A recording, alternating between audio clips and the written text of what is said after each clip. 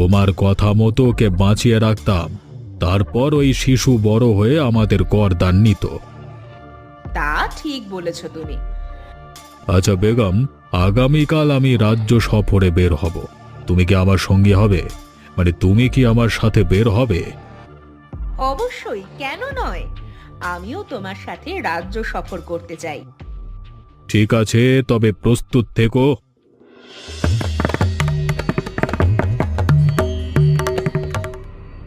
আমার চিরদিনের শত্রু তাহলে কাল রাজ্য ভ্রমণে বের হবে। এটাই তো আমার সব থেকে বড় সুযোগ। তাহলে কালই হবে তোমাদের জীবনের শেষ দিন।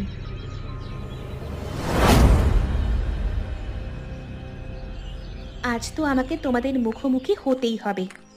রাজামশাই, রাজামশাই, রাজামশাই, আমাকে একটু রাজামশাইয়ের সাথে দেখা করার সুযোগ দিন। আমি একটু তার সাথে দেখা করতে চাই।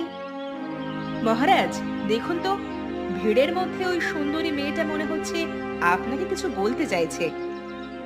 আমি এ রাজ্যের রাজা বেগম, আমার সাথে সবাই কথা বলতে চায়, কিন্তু আমি তো সবার সাথে কথা বলতে পারি না। কিন্তু আমার মনে হয় ওই মেয়েটার আপনার সাথে খুব জরুরি দরকার।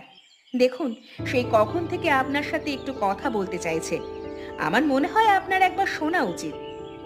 ঠিক আছে, তুমি এখন এত করে বলছো যখন, তাহলে আমি দেখছি। কি বলতে চাও তুমি? আমার ঘোড়ার পিঠে চড়ার খুব শখ। যদি আমাকে একটু আপনাদের সাথে ঘোড়ায় উঠাতেন। এ আবার কেমন কথা? এটা কি করে সম্ভব? আর কে তুমি? তোমাকে এ রাজ্যে আগে কখনো তো দেখিনি। আমি এই রাজ্যের কেউ না। আমি অনেক দূর থেকে এসেছি শুধুমাত্র আপনাদের একটু দেখার জন্য। শুনেছি আপনারা খুব বড় মনের মানুষ, সবার সব ইচ্ছে পূরণ করেন। তাই তাই বুঝি? তুমি খুব মিষ্টি একটা মেয়ে।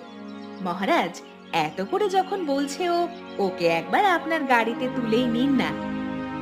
মিষ্টি নাকি তোদের জম একটু পরেই বুঝতে পারবি। কিন্তু বেগম, তুমি বুঝতে পারছো না আমি এ রাজ্যের রাজা। একটু দয়া করুন রাজামশাই, আমার ইচ্ছেটা পূরণ করার সুযোগ দিন। আচ্ছা আচ্ছা, ঠিক আছে, তোমার কথা মেনে নিলাম।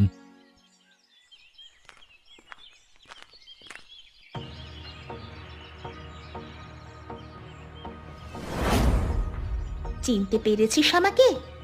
আমি সেই মেয়ে যাকে 18 বছর আগে নদীতে ফেলে দিয়েছিলি, আর যার বাবা মাকে হত্যা করে তোরা এই রাজ্যের রাজা রানী হয়েছিস। তুমি সেই মেয়ে?